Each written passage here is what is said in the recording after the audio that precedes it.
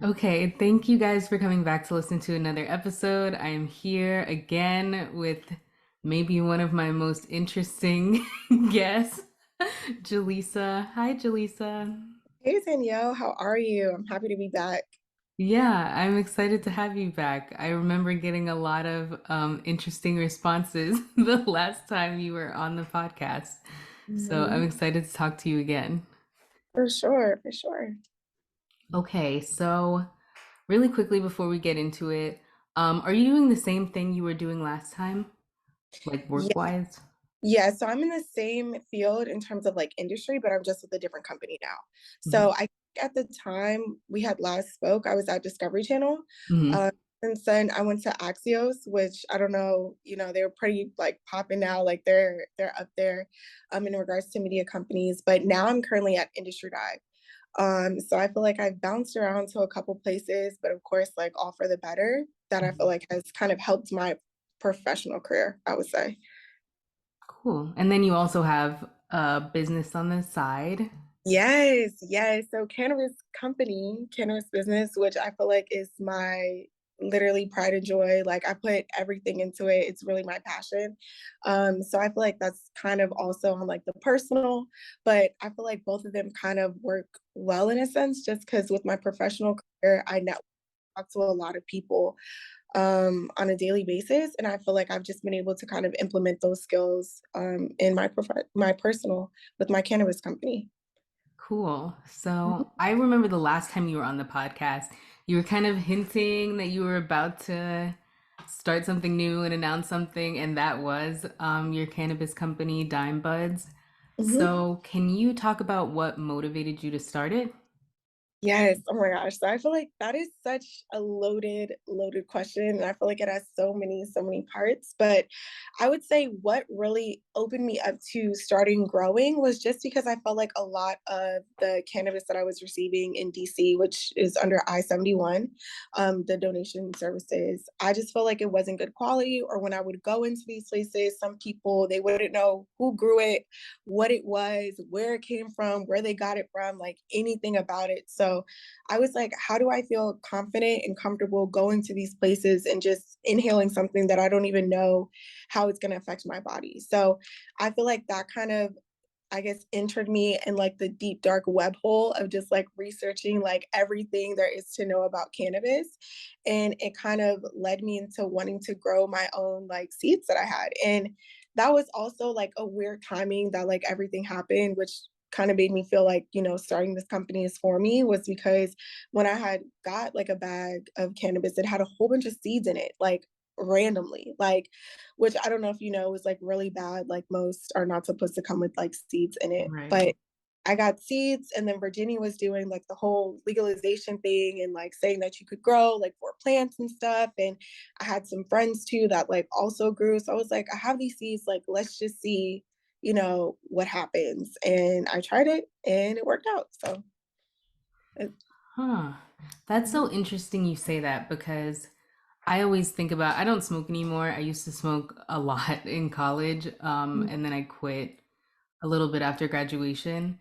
But I always think about like, yeah, weed being legalized is great, but it only being available in dispensaries is it seems like a double-edged sword because it's great that you can go into a store and buy it, but it's almost like the food at the grocery store. Like there's so much shit in our food and we don't really know if it's safe or where it comes from or how long has it been sitting on the shelf. And I'm just curious, as weed has become more legalized in different states and sold in dispensaries, do you think that the large growers will start to put filler in the weed or put unsafe stuff in it, like kind of akin to nicotine or something like that? 100%. And I feel like that's also another reason why I really wanted to establish, like, this company where it's like I wanted to have transparency, where it's like now the cannabis that people get, I've seen people spray it with rat poisoning just because they want it to be stronger so that people will keep coming back to them. Or they'll beef up a lot of cannabis plants with a bunch of hormones so that they can get bigger buds and, supply the demand. But I feel like here we are in America and we have a chance to actually do right for once in regards to what can actually heal the human body. And it's kind of like, why are we fucking it up again? Like, this is really like a time to kind of fix history. And all these small craft growers and like boutique growers that are out here, majority of the people that I've connected with have that same type of mentality that I do, where it's like we just want people to kind of educate themselves on cannabis and understand how it actually works with your human body. And it's not, in conjunction with what they're putting on like media, right? Like with what they're saying, like, okay, if you just smoke, you're going to become like a pothead and you don't want to do anything and just sluggish. Like, that's not good weed. Like, and I know for me at least, I didn't smoke really at all in college. Like, I actually didn't even start until 2 years after I graduated college. And that was just to help me with like anxiety and depression. So I was diagnosed with that and they prescribed me with like Zoloft and Xanax. And the next day, like I took it one day and I remember being so scared to even take it because I was like, I don't want to be addicted to this. I don't want to have withdrawals. I don't know what it's going to do to my body. I don't know like anything, but at the same time, like I want and need to feel better.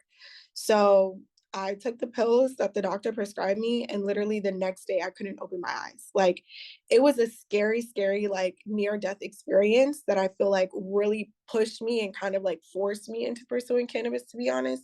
And I feel like that kind of gives me a different edge in which I can relate to most Americans that are like, what is weed? Like, oh, it stinks, or like, oh, this is bad for you, or like whatever. But there are a lot of people like our generations that understand the benefits and how it actually helps people too. So sorry, that was Yeah. a long answer. No, yeah. I mean, that was a very, very good answer. And I definitely think that it's something to be cognizant of. I hope that people are thinking about it. And I was telling my husband, who's never had a drink or a smoke of anything in his life, but I was like, I feel like weed now, like people are trying to make it like acid. Like it's not just regular weed. I'm like, I should not be feeling all of this just from smoking. So I definitely appreciate you and people like you who are trying to preserve the integrity of what it's supposed to be. Sure. Yeah.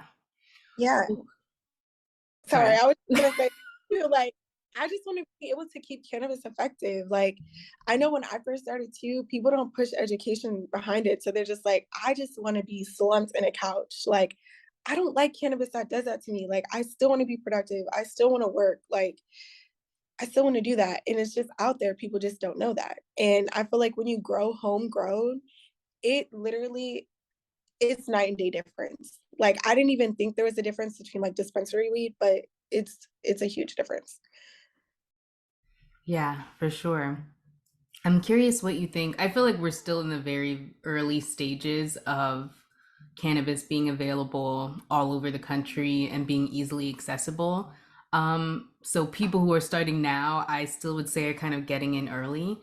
But it seems like a lot of the people who are able to do that on a bigger scale, open multiple dispensaries and have huge grow houses are white men, just like for anything. And I'm just curious, what do you think about that, especially given how many Black people are imprisoned for selling the same thing, for doing the same thing that they're doing? Yeah. Honestly, like it's kind of infuriating and it just pisses me off to be honest. And it's like we as Black people have been like fed up and pissed off for like so long. And it's like, damn, like when is it really gonna stop? And to me, I feel like the cannabis, I guess people that were already involved with it, like in the 60s and the 70s, I feel like they see it and they're just like, no, like we're going to try to kind of fix it, which is why I really respect Berner. And it's like, he sees it. Like, I feel like he's a genuine person. You can tell by like all of the different companies that he's brought up and that are under like the Cookies family. So I feel like there is like a beacon of hope, like a very, very small one. But we just have to like work, I guess, like 100 times harder because you're right. It's sad when it's like now even licensing in Virginia is going to open up next year. And it's like, do you even have the funding to be able to afford the license?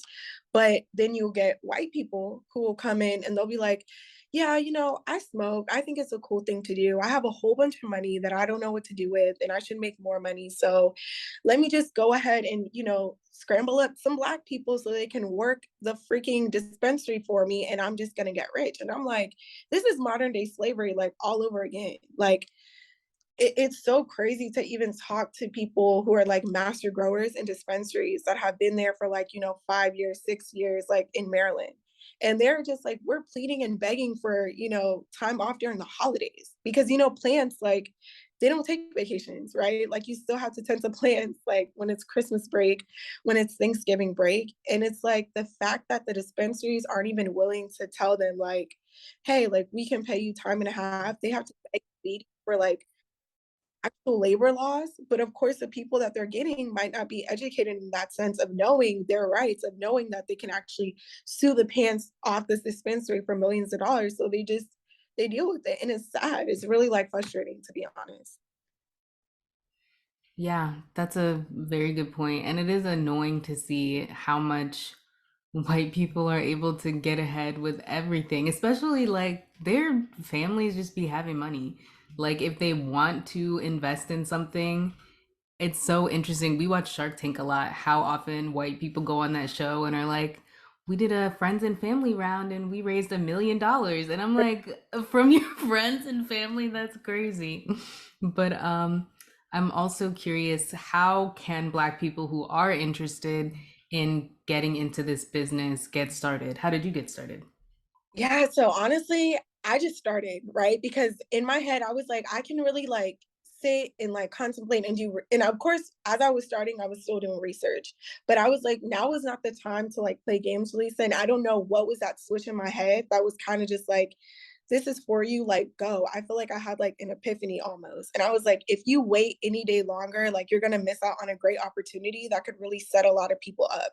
And I also felt like a lot of people that I went to school with, a lot of people that I know sell, cannabis as a way to make money just because they don't get jobs, in corporate America. I feel like I was very lucky and fortunate to be able to be, one of a Black person that, got a degree and got an education. So I always have that to fall back on, but a lot of people don't have that.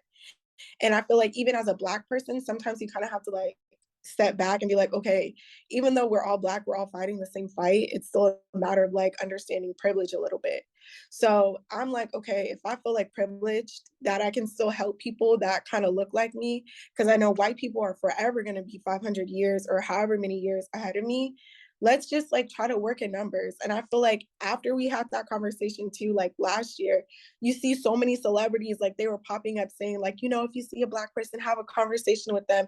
Now Diddy's trying to start his own like, organization where he's looking for like great people. He's like sending your resume. So I feel like the Black people that are there at the top are calling like, okay, we're looking, like let's really try to do something now. Like even Jay-Z, like he has his own like monogram, he has his own like cannabis thing. So I'm like, that could be a connection. One of my pro fights that actually went to Hampton, she won this like Black Enterprise Prize, and she won it with Pharrell. So like that's a connection. And it's like there's so many times and chances where I feel like us as Black people are now at a point where we can really pull each other up, that it's like I have to try. So I really just started, and I feel like for anybody that's interested, I would say don't let like fear or other people kind of like tell you don't do it. If you feel it in your heart and like something is driving you and like telling you maybe you should do this, like just listen to that voice because you don't know where it's going to take you. So yeah, I just went with my gut, and I literally didn't tell anybody. I was doing it like I locked myself in for like 7 months. I was like, if I tell any of my friends, any of my family, like they could detour me or be like, it's dangerous or like, don't do it or don't learn. Like it's a rocky road. And I was like, I'm not trying to hear that right now. Like I'm on a mission. I'm on a mission. Yeah. Speaking of family, do your parents know? Mhm. And did they, because I know my mom, she's very old school when it comes to weed, and she's like, that's not safe. She has the more like, you'll be on the couch staring at the wall all day kind of Mhm. mentality about it. Are your parents supportive of it? So I would say at first, of course, they have my dad's military and he's like Mhm. pushing 70. So he's very, my parents very, very strict, very, very disciplined. So of course they were like, what? Like what's going on? They were very, really confused, not supportive at all. But I feel like the first like 3 months or so that I was just like, I really don't care if you all are supportive or not. Like, this is what I have going on. And I was able to like articulate all of the benefits in regards to cannabis. And they've seen like how it hasn't affected me. Like, look, I've been growing, like, I've been smoking. I bought a house at 25, where it's like a lot of people couldn't do it. I constructed it and designed it my entire self. A lot of people don't do that. I have a job. Like, a lot of people, are still in different situations. So I'm like, how can you not be supportive of something that hasn't really like affected me negatively in any type of way? It's actually helped me. So I feel like once I really are, explained that to them, they were kind of just like, okay, like they didn't really say, okay, we agree with it. Like, here we are, like, let me help you do everything. But they're just like, they were understanding of it because I made points. Like, Yeah, I mean, that's better than being totally against it for sure. At least they can respect the work that you've put into it and the knowledge that you have about it. for sure. And I feel Yeah. like I'm an adult, like at the end of the day now, where like I pay my like I pay my own bills and everything is like all on me too. So it's like of course it would be great to have like support. And they are now. Like I will definitely say like they hear the passion. Like when I'm like, this is a business, right? Like the cannabis industry is $25 billion. So I'm like, your child is really trying to, enter into this world where I can put me and the rest of my family and a lot of people on the map.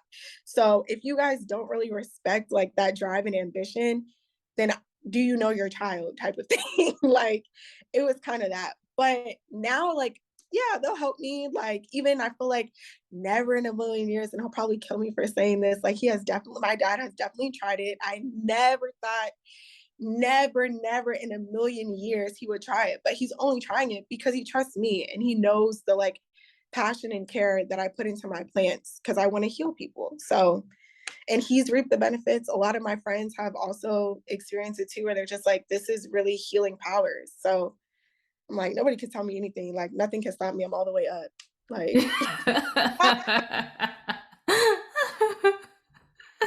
Oh my God.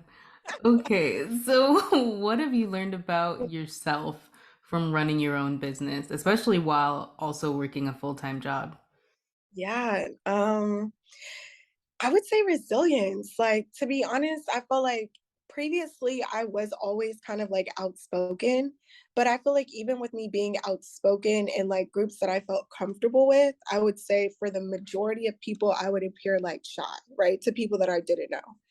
So I would say entering business has really allowed me to kind of connect with people immediately and just be myself to where I'm not nervous. Like everywhere I go, I don't know what it is, but immediately within like the first like 5 seconds, I find myself telling people about like my business. And at first I was like, should I say this? Should I not say this? Like, how are people are they gonna view me? Like, do they think I'm crazy for doing this? But every single person who I feel like I've like told this, like strangers, they've all been like, I don't know you, but I see the passion that you have. Like I see the fire and like ambition that you have. So I feel like people have been like extremely receptive and it's just allowed me to build more confidence within myself. Yeah. And I feel like I've always been a hard worker, like even like high school, college. And I just knew that my life purpose wouldn't be done unless I was really, really continuing to work hard. So it also taught me that where it's like some things are like true to me. I also feel like I'm more relaxed, like I'm overall more positive, which I also feel like I've benefited from like entering into the business world. And then it trickles into professional as well, right? Where it's like now I'm more relaxed, I'm happier, I'm confident with who I am. I can bring that to the workplace. And I feel like that has also helped me like move up very fast in regards to getting promotions. So it's like even though I am like bouncing around to like different places, every single time I've moved to a different place, I've like been promoted like twice from the last place that I was at. So it's like now, even at 25, like I'm having conversations with like C-suite level executives, like VPs, like chairs, and I'm like 26. And I'm like, I know people don't even get the chance to speak to them or like be in the same room. So it's a really cool thing. And to even like advocate for people where they listen to me. So that's also big because you could be in the same room and people could just look you up and down and be like, who are you? And like turn around. But I feel like everything, like my life journey, like the last conversation I told you, like how I thought like my life was gonna go, even though I had no idea. I feel like it's just like it's flowing. And that's when I feel like I've been validated kind of by God to be like, this is your walk. Like you're supposed to be doing this. Yeah, that's awesome. That's incredible that Mhm. you're doing all of that so young. So is the goal for this to become your full-time job? Absolutely. Like that's for sure. And it's like that's my dream. And I feel like I've said that too, but a lot of factors are in the way, right? Like if licensing, like you said, a lot of white people are coming in and they have billions. So are they going to give licenses to the highest bidder? Are they going to try to make it fair?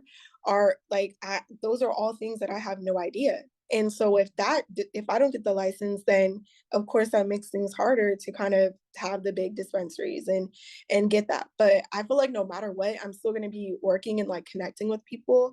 And I feel like even the underground work could get the eyes of like cookies. So when now he's coming to the East Coast. So if I'm under him, there we have it. And it works out like that. But I just feel like all I can do is keep trying to see. So Yeah. Can you explain who that is? cookies. Yeah. Yeah, so and that's also Berner. So Cookies is like one of the main cannabis brands out in like the United States right now. So they're one of the first ones that kind of started over in California, and the company is like estimated at like $3 billion right now. And this is before, it's became federally legal. So right now he's venturing over to the East Coast and he just like opened a dispensary out in Maryland and he's partnered with a medical grow operation out there. So I'm just like, I want to be in Virginia where it's like, okay, nobody's really, this is like open territory. Like, there's not a lot of like medical dispensaries here. We only have one, which is like the one that's in Manassas. Or granted, I don't know about, further south, like Richmond area, but Mhm. Norfolk has like CBDs, but it's nothing like big in regards to like cannabis THC type of thing. So I just feel like it's good opportunity for that. But yeah, I'm trying to think. Yeah, that's who Cookies is. Okay, just curious. I don't know a lot about the cannabis industry anymore, I guess. So I was just curious. Um so earlier you were saying you constructed your house. Did you build your house from the ground up? No, so basically it was just a Reno. So everything we gutted everything that was inside and literally just like left the bricks that are outside and just literally redid everything. So put like new carpet, like it was literally like it looked like new construction almost because the bones were just left. So were you planning to do that when you made the decision to buy a house? No.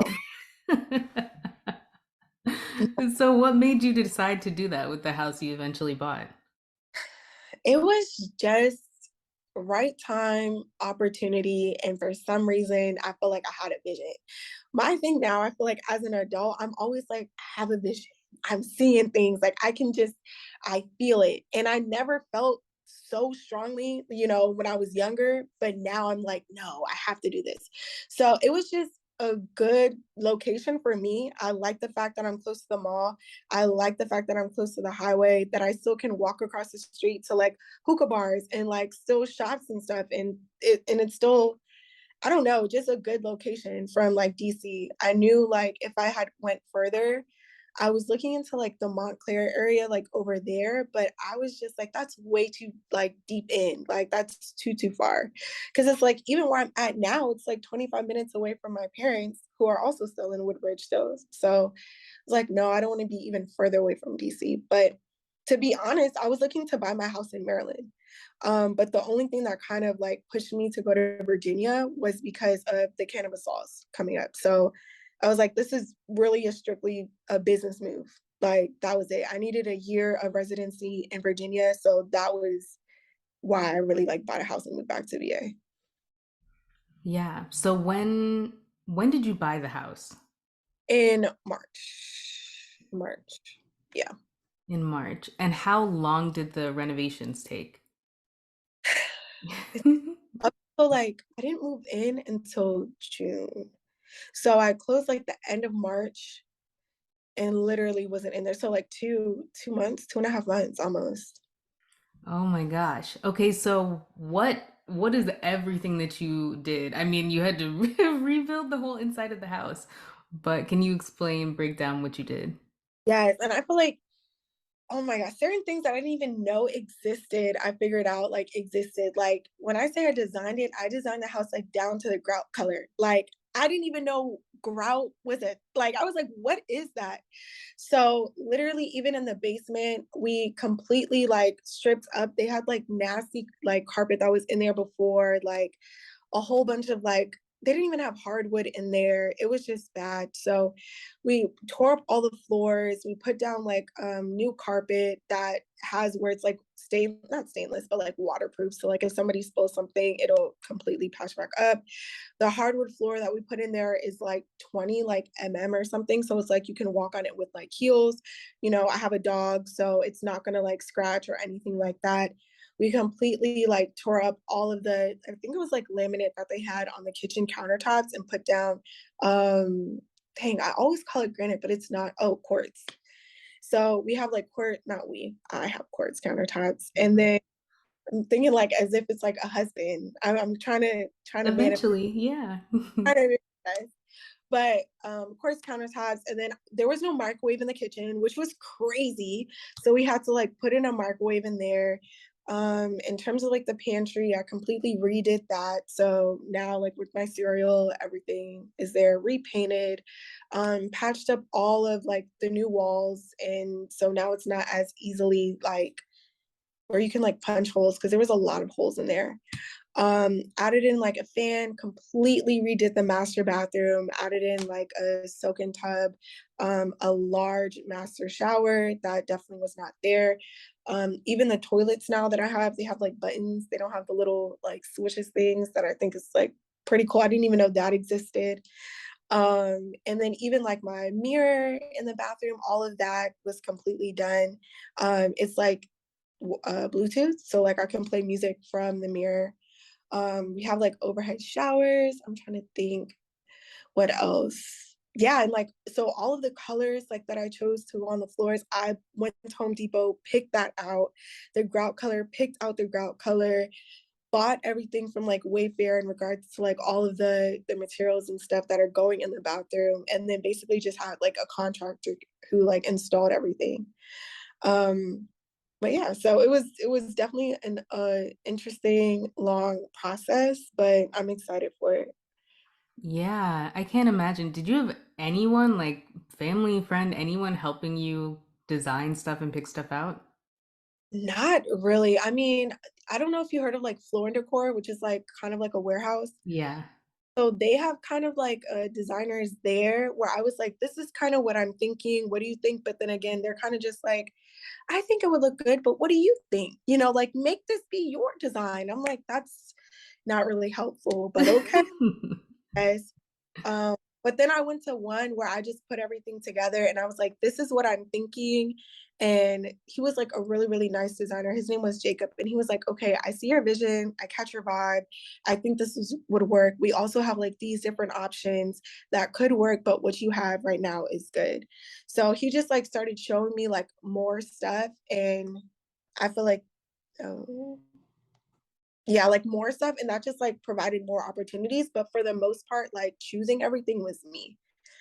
But yeah, I'm happy with how everything looks. I know like my parents, when they saw me coming in with like black and white tile and like marble, they were like, what the hell are you doing? Like you always are trying to do too much, like black. Like I think it's gonna look bad. And then long and behold, I'm like, oh yeah. That is incredible. That's very impressive too. Like our house is a new build and I'm very glad. And we didn't do so there were kind of two options. You can do the one where you go to the design center and you pick out everything, the floor, countertop, cabinet, all of that stuff. Or you can get one where they picked everything for you. Mhm. And we went with the one where they had picked everything because they have a very frugal husband. And I was like, I don't want to be arguing in the design center over which floor to get because one is cheaper and it looks cheaper. So I was like, let's just get the one that's already done. It looks great. They picked almost everything we would have picked anyway, except for the floor color. But yeah, I could not imagine like going through a whole renovation. um, would you ever go through this process again with your next house? I would say yes, because even this house that I did all these renovations, like I know that I'm not staying there. Like I was like, to be honest, like I did all this and I'm happy for it and like it's nice. But the again, like the only reason why I got a house was for my business. Like it wasn't to really find like a forever home or like where I'm gonna raise kids at and like stuff like that. But I am it was stressful, but I also enjoyed it, like seeing it come to life. Cause at first, like even paint, like me going into Sherman Williams and trying to figure out there's a million and 10 options, like what is gonna look right for like the vibe that I want to go with. And I feel like once you kind of establish a theme, so I really wanted like kind of contemporary farmhouse, but like a twist on like black and white. So I was like, okay, this is the theme. And I'm looking at pictures. I kind of get like a gist. There's like elements of wood in there, but that's like how you, I guess, like make it your own with like decoration. So some of the things that I have in like my living room do kind of like resemble wood. Like the chandelier is like wood and black. So it still kind of like implements like that kind of like modern farmhouse. But now that I have it, I'm kind of like, it's cool, but I wish like I could have did something else, right? Like, or like swapped it out. But then I'm like, I blew budget. And I was like, blue budget, that's out of here. So I was like, I'll just, work with this. And it turned out great. Like I'm appreciative and I loved how everything came out, but I enjoy like designing. So I think I would do it again for sure. Cool. So I totally relate to getting a house and not being. That's another reason it didn't matter to me to pick everything out because we're not going to be here for that long. Mhm. Um, do you know like where you would want to go after this? Do you plan to stay around DC? I don't know. I really don't know. Like I love the DMV area. I love the people here. I feel like our generation is really making it like a cool vibe. Like I Hmm. don't this new generation of people is just really, really nice that I feel like when I was growing up, I didn't get that vibe from adults. Maybe because I was a kid, I don't know. But I just feel like people now are just more so just really nice and like inviting. And there's just more things to do. But I don't know. I feel like maybe Texas, but again, it all depends on like my business. So if it's an opportunity where I'm like, okay, maybe now Colorado's the best fit for like my business to get it kicked off. And I'm in the Hicks and the Hills with the people. That's like, okay.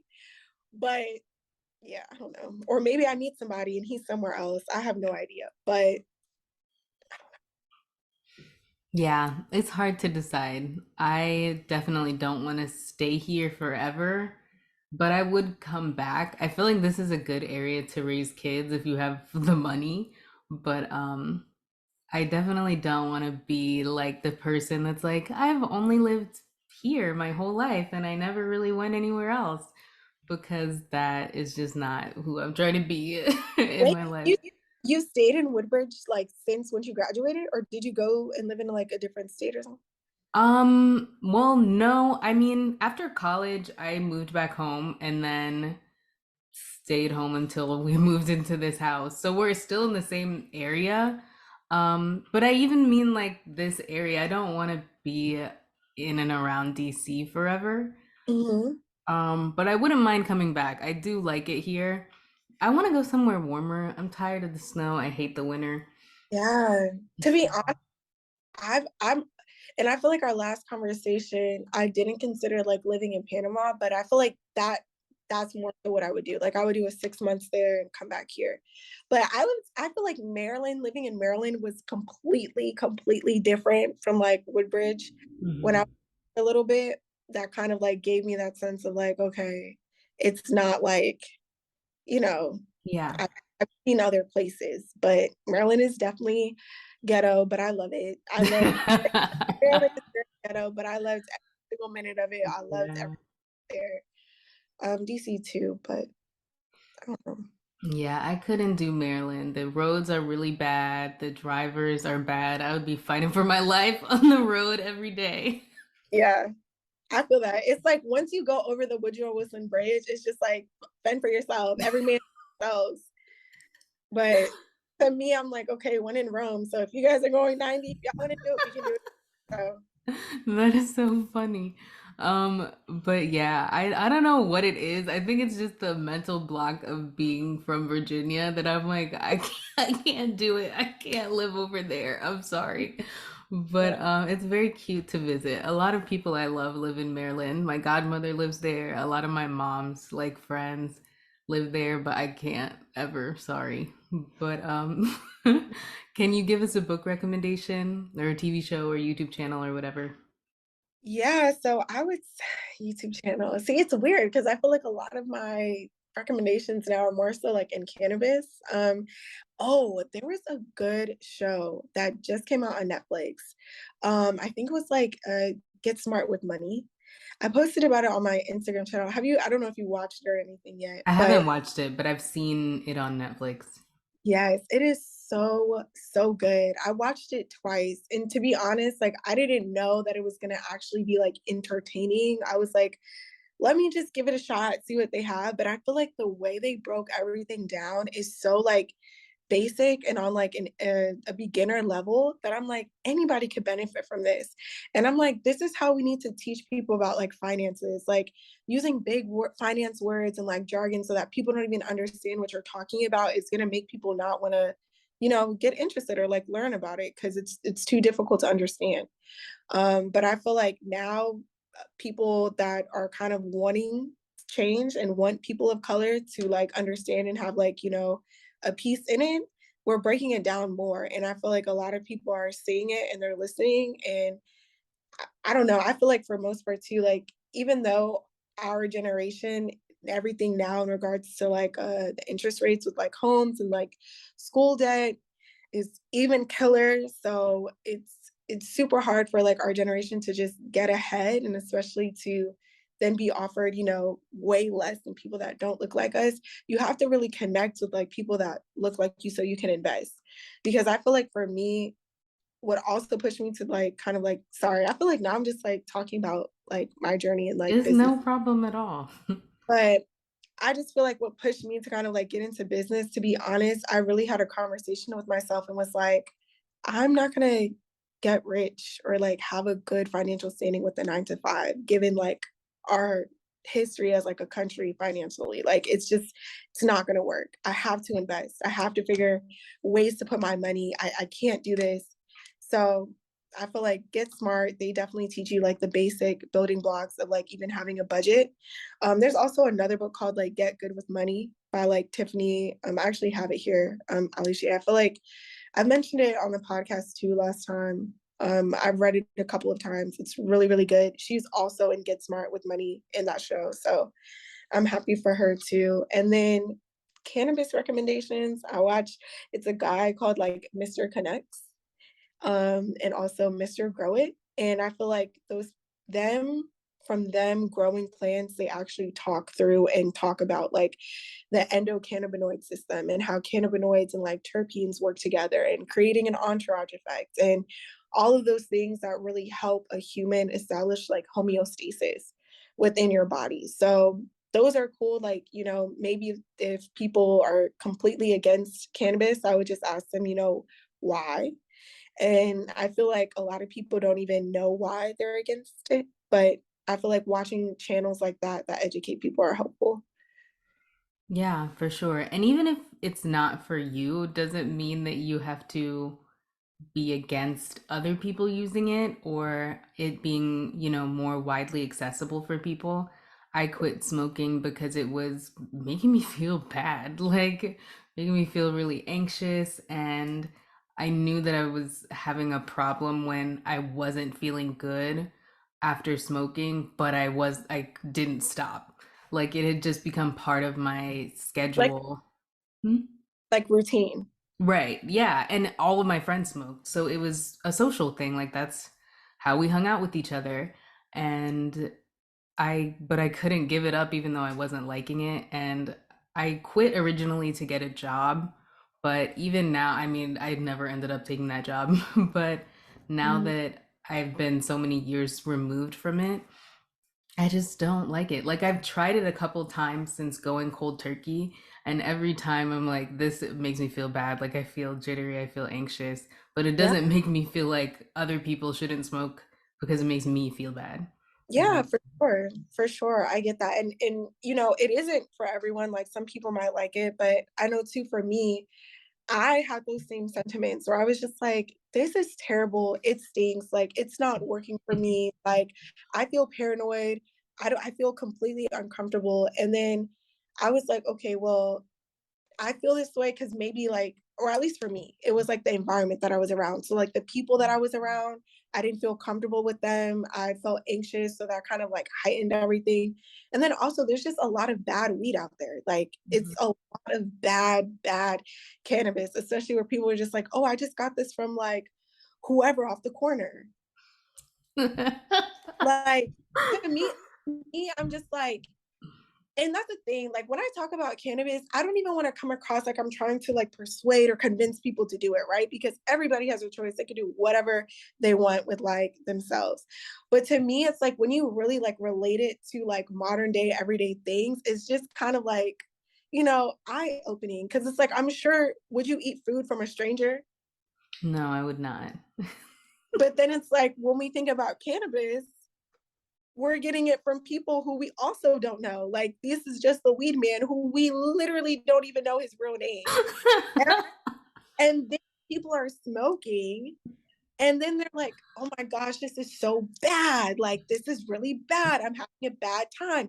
And then they're like, oh, well, let me try the other weed man whose name I don't know.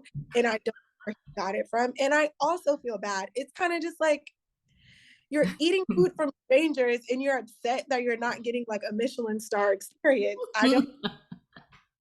So to me, like to me, I'm just like when I put two and two together like that, because I had never thought about it like that until I started doing research. I was just like, oh, okay. So I'm like, if I go to my grandma's house, who I've had her food, I know her, I know what she does, I know what's going on. The food is good. And I've had that same experience from like other growers where it's like, I know them, I know what they're putting in their food. I know they don't have crazy stuff going around. And every time it's been like an impeccable experience that actually helps. So I would say, again, not trying to persuade, not trying to convince anyone, but I will say that homegrown cannabis is literally like a complete night and day difference. Hmm. Maybe I should try it.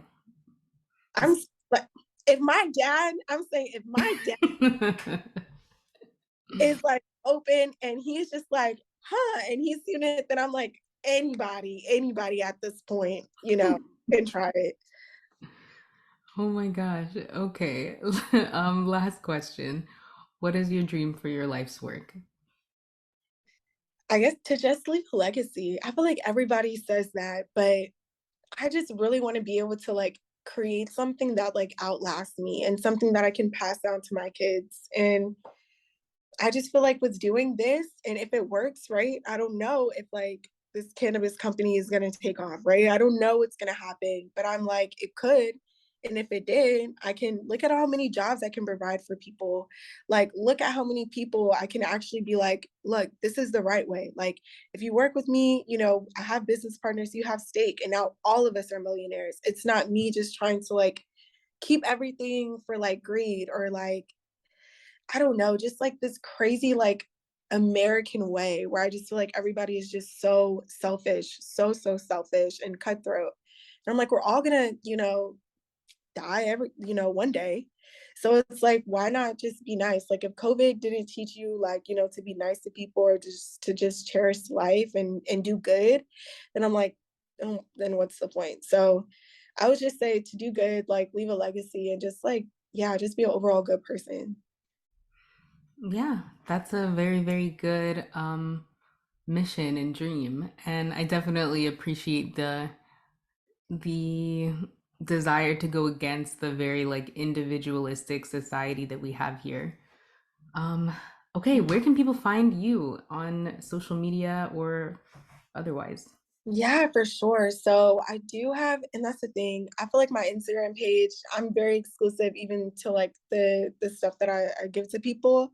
So I would say follow the page, but not there yet. Once I like become more mainstream, then I'll just put that out there. But it's really more so to like my closest friends and family for the most part. But on Instagram, my ad handle is at it's Jelissa, ITSJELISSA _ Yeah. Okay, great. Well, everybody, please go follow Jelissa. Go check out all of the shows and channels that she recommended. Thank you for being here, and I'll talk to you guys in a couple weeks. Bye.